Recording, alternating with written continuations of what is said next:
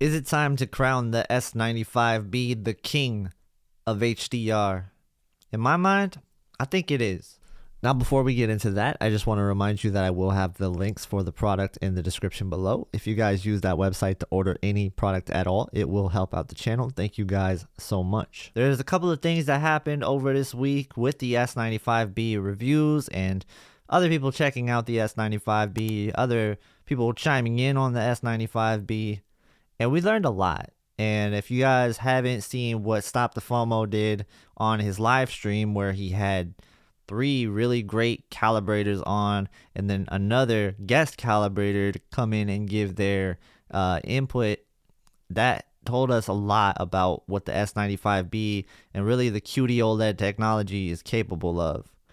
Now, there's a public perception out there that the S95B is just this TV that's always in vivid mode, and that could be further from the truth. Now, I've put this TV up against so many different HDR TVs, and what we saw out of that was they mostly looked around the same in terms of the way it felt naturally, the way it looked realistically. Was there a little bit of red saturation? Sure, there was. But guess what? There is also a red saturation on the LG OLEDs as well. So that's something that, you can't just dock one TV for. You can say like you see it in the LG OLEDs. I showed that. There's no doubt about it, right? No TV out of the box is going to be perfect with the colors, but the S95B can get you HDR like you've never seen before. Now, what do I mean by that? Well, there's color volume, which is how bright the TV can get from the colors. So how bright do the colors get when the TV is going to push those colors up in brightness? So what's great about the A95K and the S95B, really the QD OLED in general, which is really what this is about. This is about QD OLED. We're looking at just a new form of HDR TV. Now, you have to remember that these LG OLED TVs, the WRGB OLED TVs, they weren't originally created for HDR.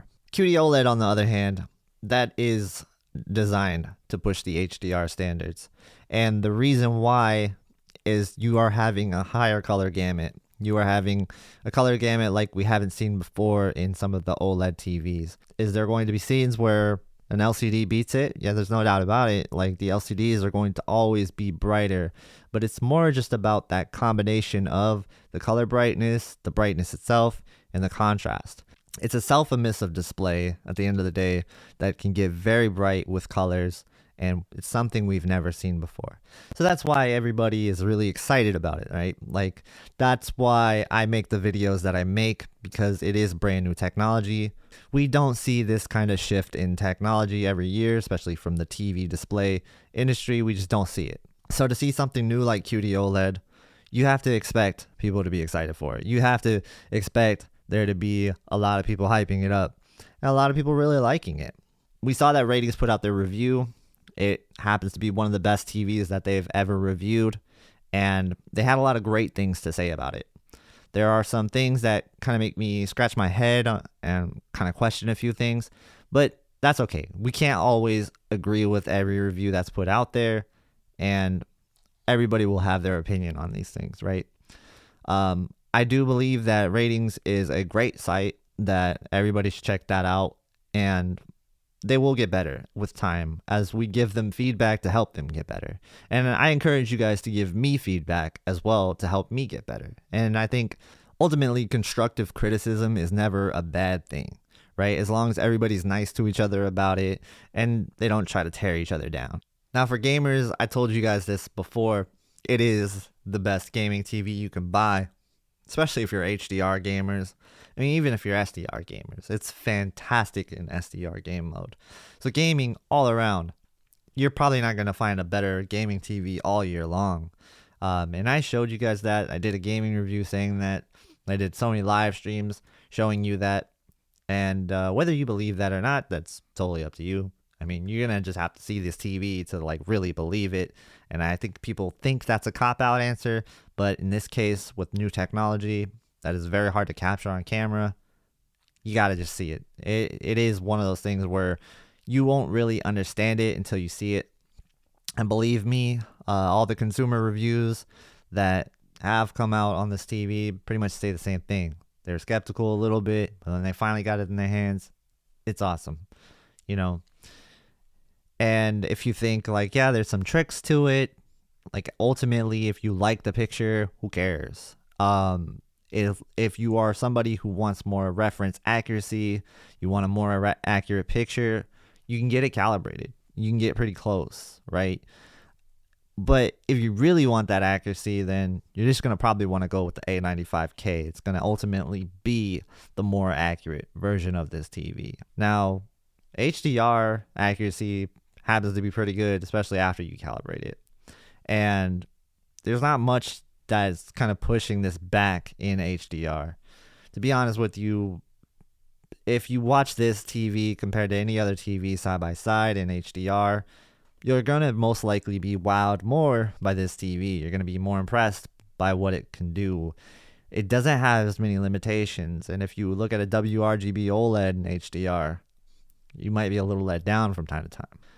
It's pushing the limits of what an OLED can do. It's blurring the lines between sort of an LCD TV and an OLED TV in the sense of color volume and brightness overall.